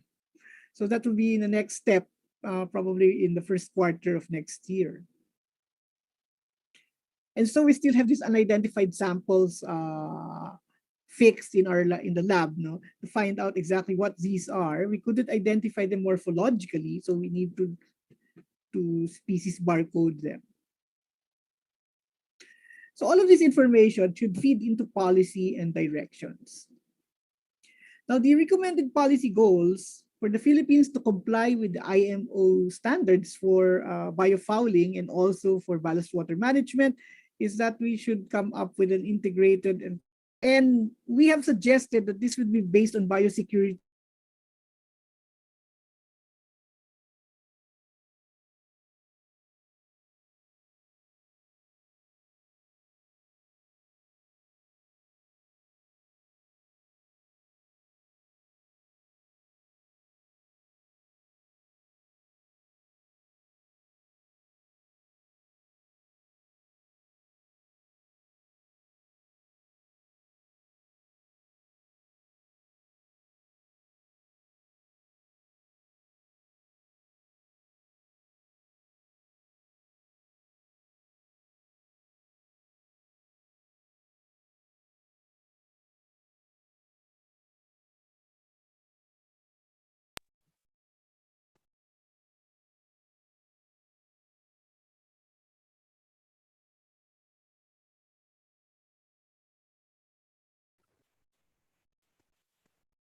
Sound, please.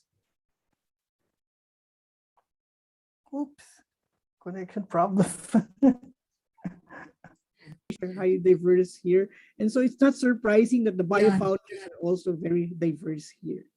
Now, this would give us certain challenges in port ecological management because if ships would have to know what they could transport from the Philippines to let's say, going back to Tokyo Harbor, so we should have a very comprehensive database of all of these possible species. So when they get to Japan, if the ship gets to Japan and gets assessed for compliance, so easily information can be shared between the Philippines and Japan and identify the possible invasive species that could negatively impact the environment in Japan.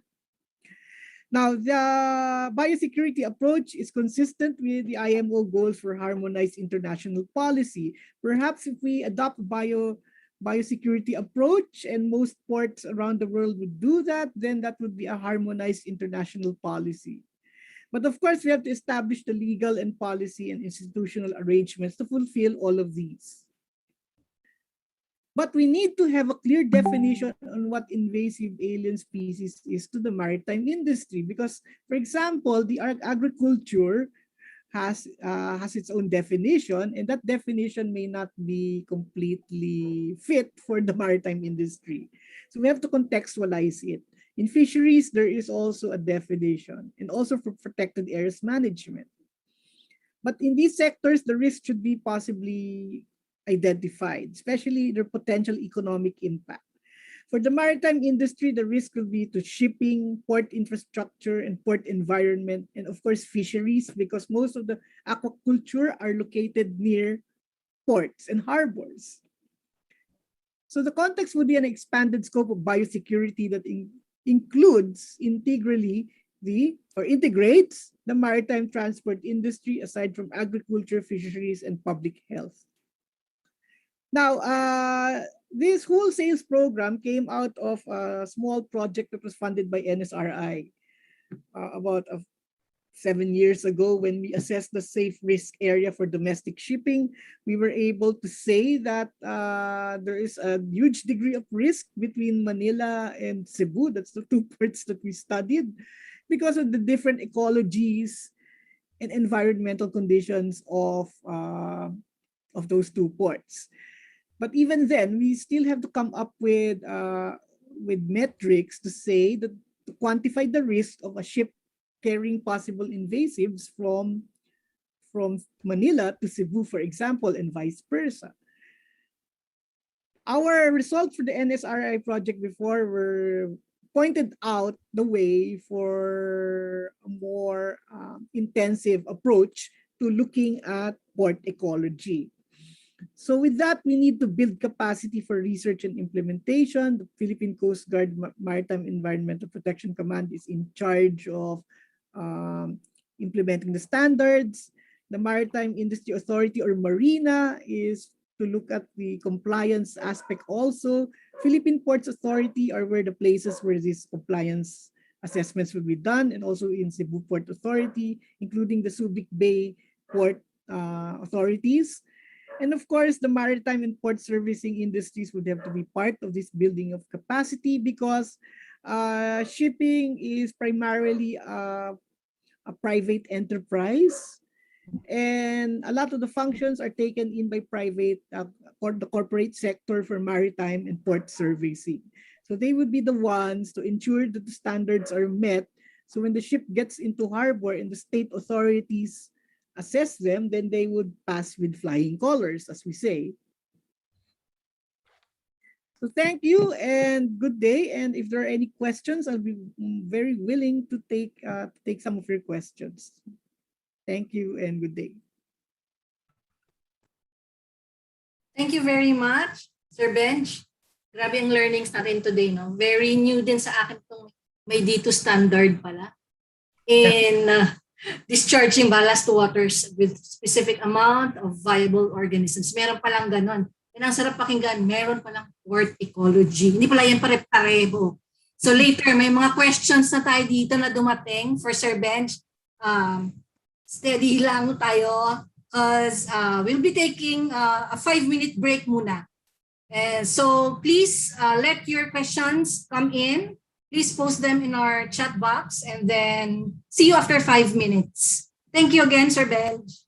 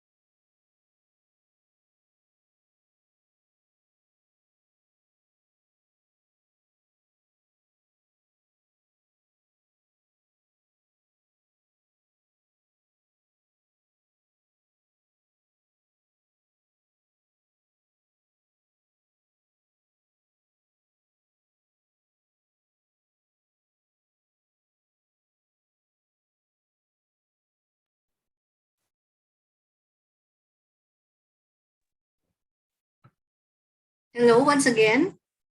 It is time for our question and answer portion.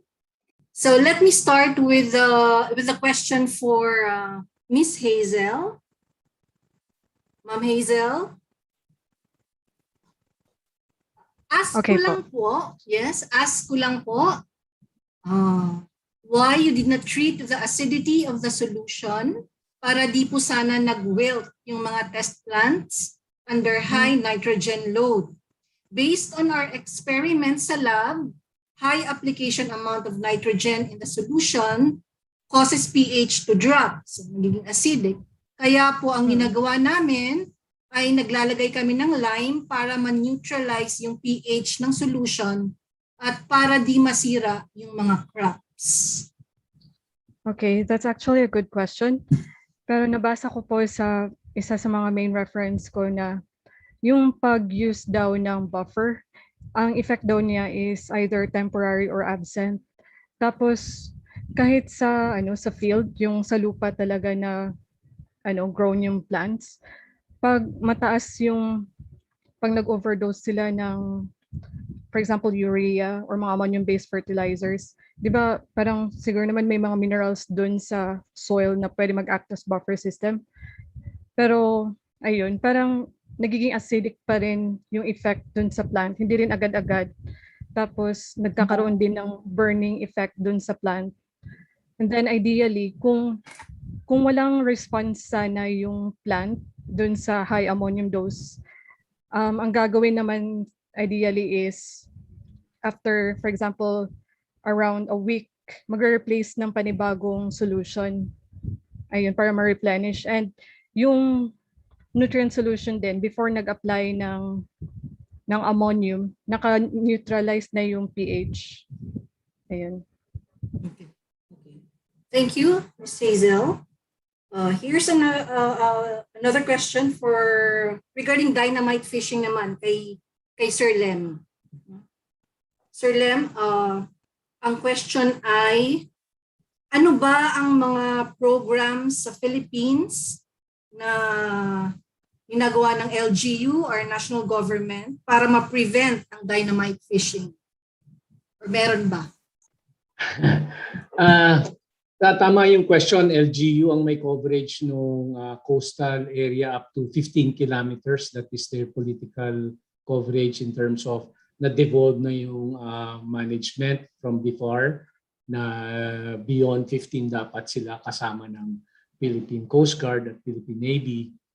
But despite that, of course, the BIFAR as the primary agency in charge of the was mandate for the protection of aquatic resources has been helping out all the coastal LGUs for, in fact, may marami silang programa sa ngayon, no? Additional floating fleets and the like to assist LGUs, and they're even donating boats to assist LGUs. Ang limitasyon kasi ng LGU, wala talagang plantilla sa gobyerno natin, sa LGU, nung nagkaroon ng DILG, no? So for bantay dagat, it's a discretionary funds lang yan ng mga city mayors or municipal mayors.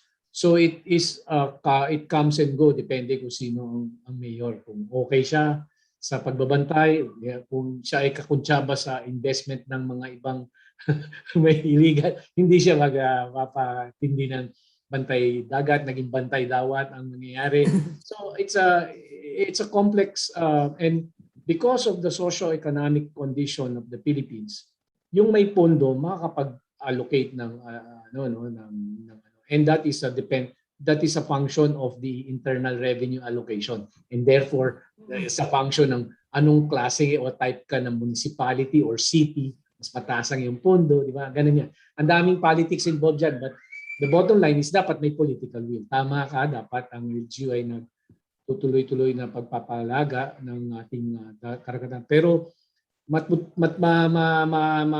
maisip nyo rin na dapat na yung may hirap, sila itong naglilimit ng nag-shortcut. And dynamite fishing is one of the shortcuts. Sir, follow-up question.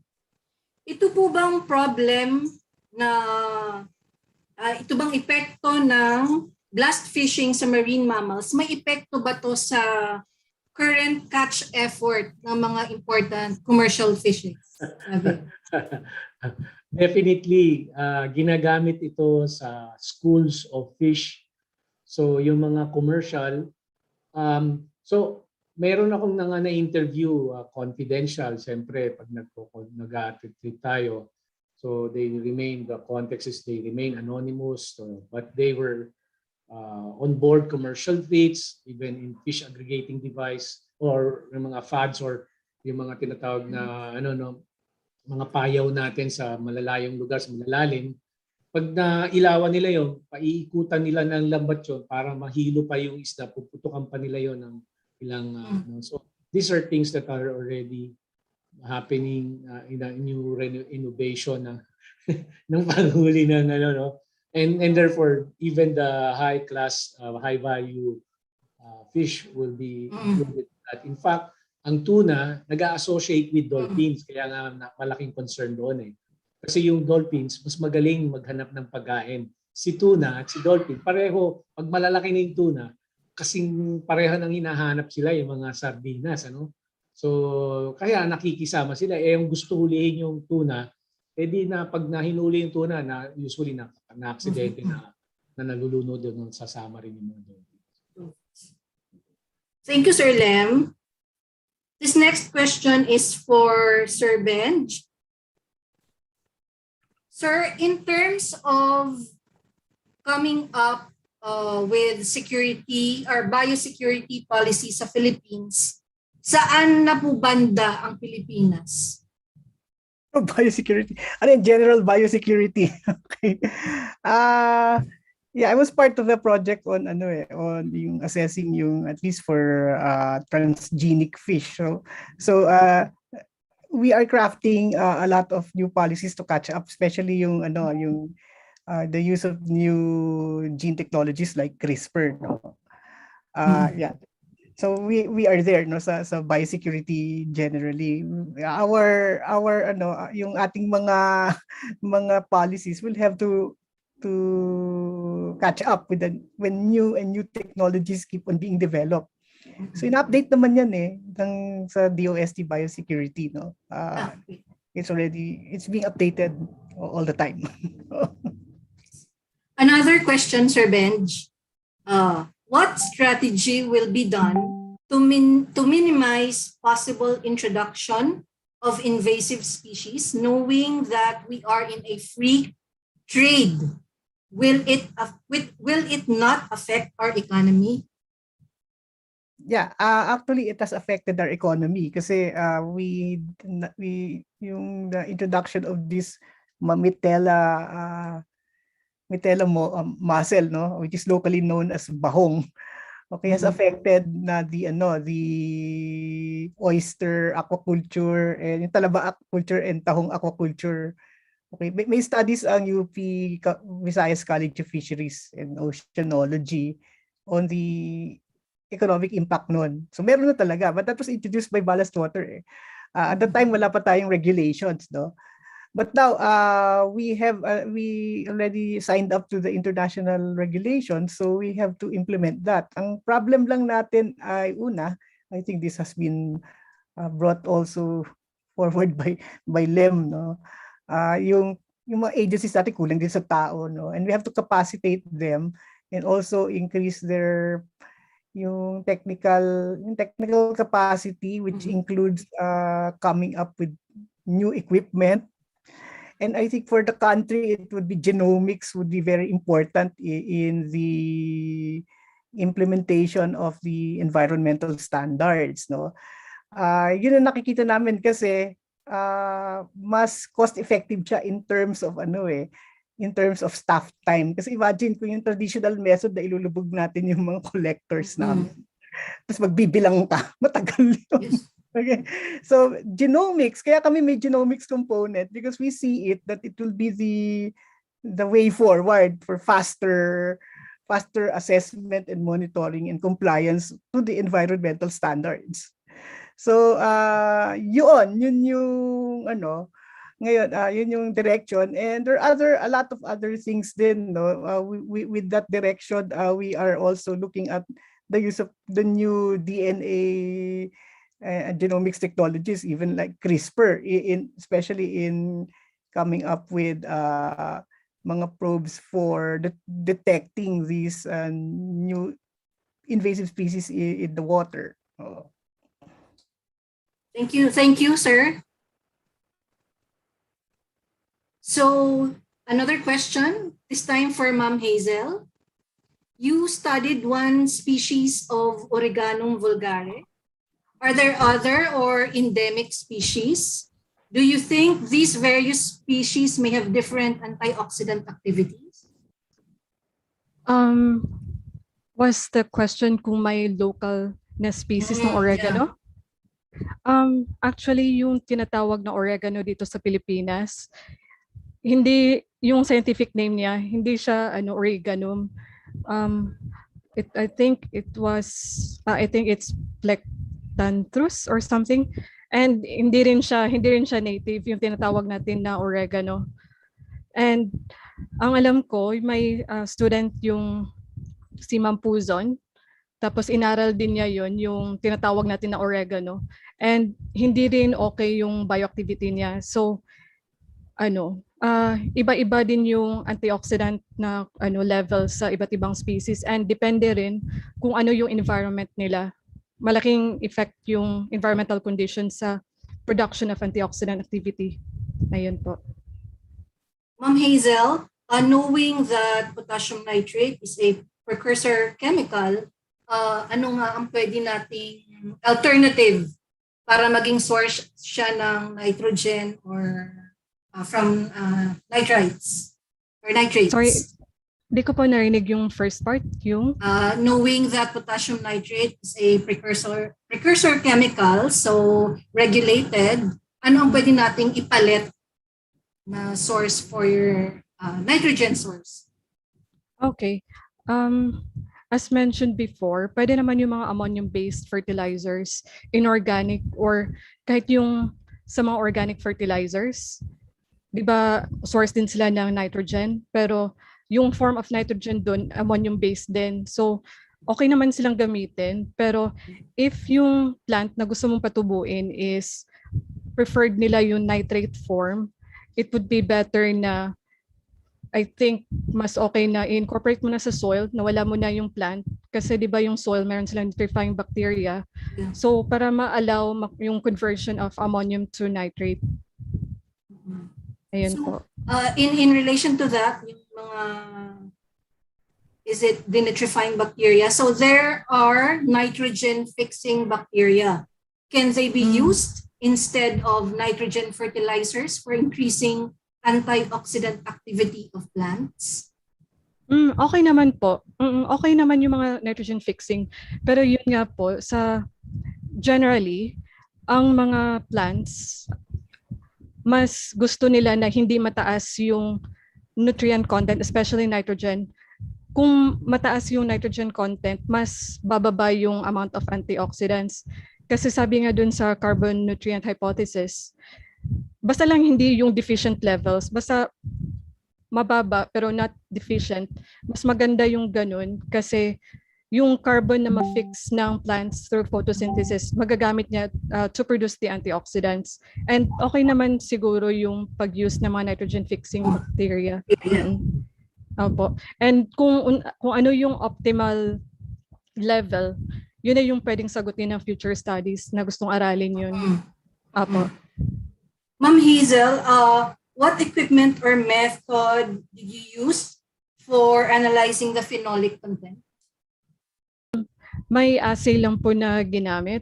So, mas maganda sana yung spectrophotometry. Pero unfortunately, yung time na yun, nung kinonduct ko yung study, wala akong ma-avail na ganun. Pero mas maganda sana na yun yung gamitin kasi mas detailed na ma-analyze yung components. Ayun. So, yun yung isa sa pwedeng tignan ng future studies, and may suggestion din na pwedeng tignan yung amount of nitrogen sa tissue ng plants para mas ma-correlate kung how much na-absorb ng plant galing sa solution. Mas better yung correlation. Ayun po. Or gas chrome, pwede rin sa phenolic content. Okay. Opo, Ito, in tandem po siya sa mass spec, di ba po yung gas? Ito, interesting question po sa inyong tatlo. Ano daw po ang essence of being a researcher? And ano po ba ang important contribution daw ng biologist sa pandemic? Sa inyo pong tatlo.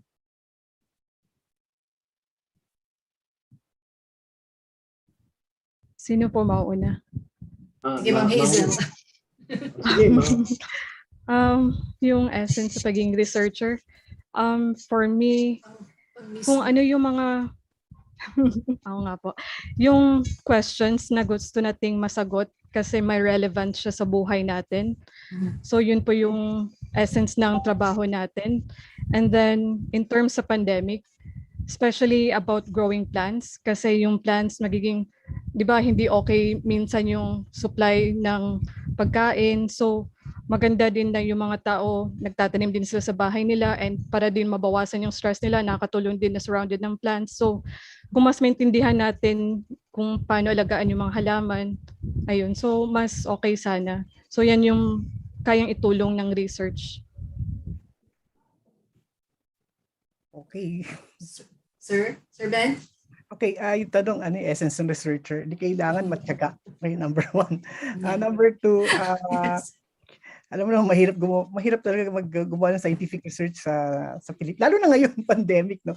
Actually, just to tell you, share you, no, itong sales program had to go even with the pandemic restrictions kasi meron kaming commitment with the International Maritime Organization also. So, Pinilit talaga Yeah. namin. Kailangan matyaga at susunod sa rules. Okay? Also, without compromising safety.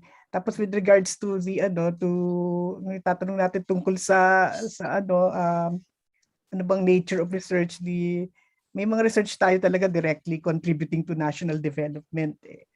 So may mga opportunities diyan. May basic and applied aspect yun. So, kung sakaling gagawin natin yun, kailangan very rigorous tayo. Okay? Tapos, with respect to pandemic, alam ko mahirap mag-research pag pandemic, pero tuloy pa rin kami, no? Yung example, itong port ecology, bigla namin na-realize na may connection siya sa pandemic because may mga documented reports na may SARS-CoV-2 sa wastewater sa pier and possibly could infect yung mga hinuhuling isda ng mga tao sa subsistence fisheries, no? So kaya sinuggest sa amin ng DOST yan na can you look for possible opportunities, your methods would it be redirected for SARS-CoV-2? Of course, hindi naman biglaan yan, no? Pag-aaralan pa namin yung mga possible new genomic technologies for that, no? Na mas mabilis kaysa sa RT-PCR.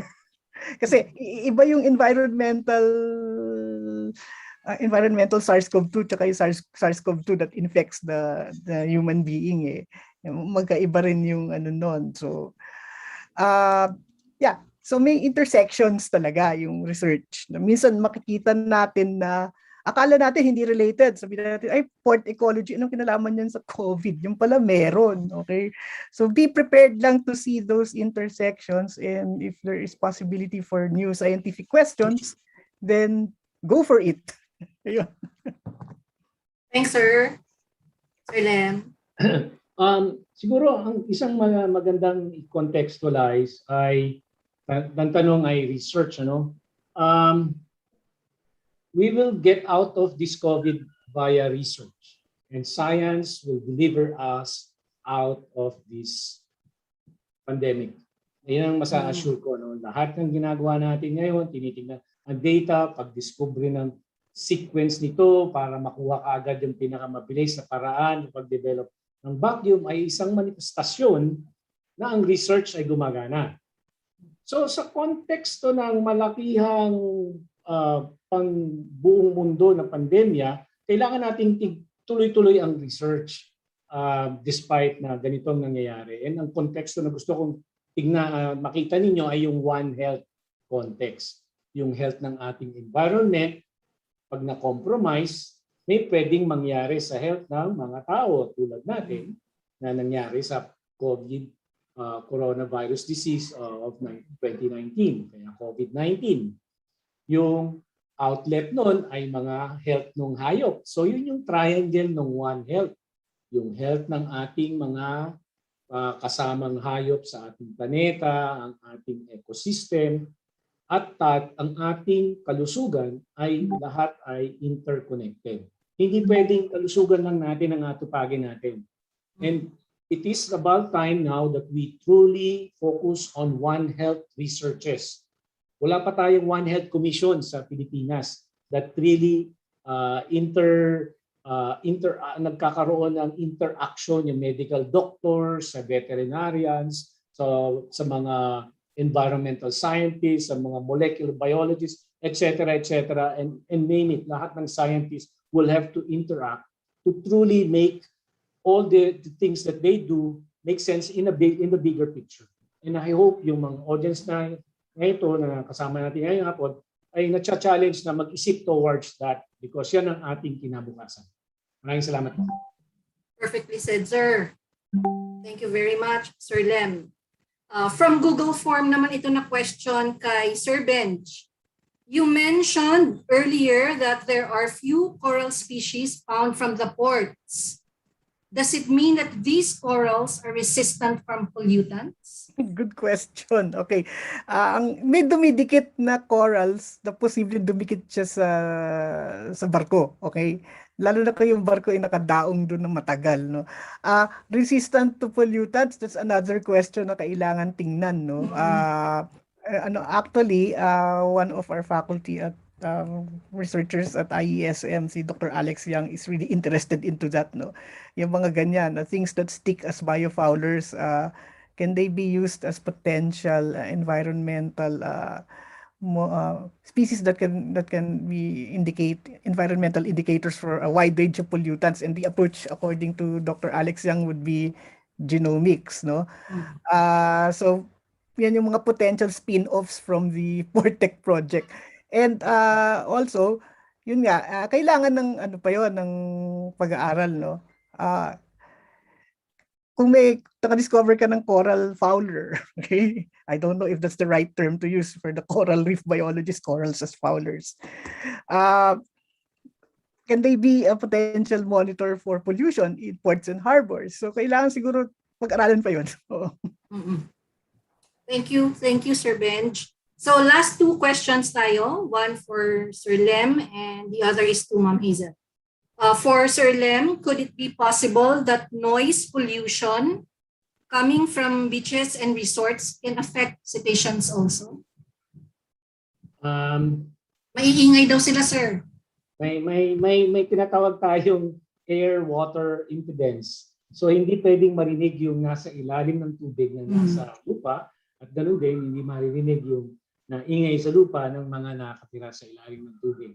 So the noise produced by the resorts unless ang noise na yon ay dulot ng mga propeller or something to that effect ng mga boats nila, yun may concern ako doon. Pero yung ingay sa on the sides are probably more of the community context issues.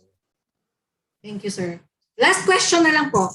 For Ma'am Hazel, can we do projects like yours now with other plants, possibly herbs and vegetables, other vegetables? Pwede naman po. Kahit ano na plants na medyo known na rin sa antioxidant levels para may good lead na kayo. So, pwede niyong i-tweak yung different environmental conditions kasi hindi lang naman nitrogen yung may effect. Other mga posibleng mag-cause ng stress, pwede rin maka-apekto sa antioxidant production ng halaman. Although isa yung nutrient level sa major na factors sa pag-produce ng antioxidants. Thank you, Ma'am Hazel. I think that finishes our Q&A because we have to stick with the time limit. If however you have further questions, you may consider sending them to us or to our speakers. So let me now proceed to the granting of certificates to our speakers. The certificate of appreciation reads as follows. Certificate of appreciation is hereby granted to Ms. Hazel Marice Chua for delivering the talk entitled Morpho-Physiological Responses, Secondary Metabolite Profiles, and Antioxidant Activity of Origanum vulgare exposed to varying nitrogen levels. Also to, next certificate please, to Dr. Lemnuel V. Aragones for delivering a talk entitled Impacts of Dynamite Fishing on Marine Mammals, and Dr. Benjamin Vallejo Jr. for delivering the talk entitled Environmental Research in Our Ports and Harbors, Science Working with International Maritime Organization during the 4th NSRI Lecture Series 2021 on this 29th of October 2021. Signed, Dr. Elmer S. Estacio, Director, NSRI. Thank you very much po sa inyong lahat. Thank you. So, at this point, I will pass the mic to the head of the NSRI Seminar Committee, Ms. Vina Argayosa. Ma'am Vina, thanks. Good afternoon to everyone. So now I'd like to, on behalf of the NSRI Director, I'd like to present the awardee certificate of appreciation to our able MC and moderator, Dr. Jonah Longnobondok. This 29th of October 2021. So signed by Dr. Elmer C. Estacio, Director of NSRI. Thank you. Thank you, Ma'am Vina. Thank you very much. IESM graduate na nasa NSRI. So, sinong mag-aakala po sa ating lahat na nasa bahay tayo, restricted, but because of these webinars from our experts and speakers, our world expanded. Ang dami nating natutunan, yung perspectives natin, daming bago na tayong natututunan, no? So we can absorb the results and insights from their work, hard work. Tapos nakikita natin yung work nila inside the laboratory and also outside. We can also see their commitment. Saka talagang gustong-gusto talaga nila yung ginagawa nila. So for the young scientists out there, so you are being exposed to the good researches from our experts, no? And we can also see that many of these works are also collaborative work, no, from different people from different fields. Katulad ng sabi ni Sir Lem na pwedeng yung iba-ibang scientists from iba't ibang disciplines magsama-sama to study One Health, no? So they reminded us that we are part of the world at large, and we have to steward our resources and watch out for imminent dangers. And then also we have to comply to mga standards, no, and best practices being practiced. So we truly really thank our resource persons, no, si Ms. Chua, si Dr. Aragones, tsaka Dr. Vallejo. We also thank our director, no, Dr. Estacio is very supportive ito sa ginagawa natin. I'd like to acknowledge the hard work of the members of the team, no, si Ms. Bea Gallardo from the DNA Analysis Lab, si Ms. Erna Elias, and Ms. Donabel Sena from the Biological Research and Services Lab, si Ms. Edeza Rivera, and Mr. Eliazar Del Remedio from the NSR Admin Office, si Ms. Abigail Rasco from the Research and Analytical Services Laboratory. Each individual in the team really contributed to make this webinar possible. So I'd like to encourage everyone na nag-attend today to follow our NSRI Facebook and website for future webinars from the different in-house laboratories. So as a reminder, please look at the chat box in the Zoom meeting for the link to the evaluation form. No, as said earlier, for those who are watching from YouTube, the Google Forms will also be provided. And please submit this form until 11:59 tonight to receive your certificate of appreciation. So once again, God bless all of us and let us keep safe. No, so now at this point, we'd like to have our photo documentation session. So kung pwede niyong buksan po yung inyong camera para makunan, kung ayaw niyo naman po, pwede rin. So calling on Kuya Choi to take our pictures now. Ay, ma'am, ako na lang po. Tapos backup na lang po si Kuya Choi. Ilang slides? Ay, ilang... Three lang po sa akin. Okay, sige.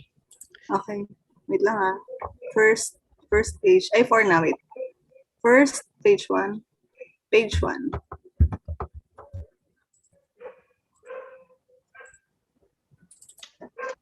Page 2 po. Wait lang. Page 2. Okay.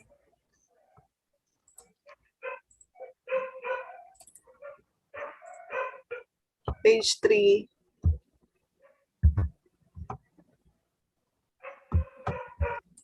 Okay na po.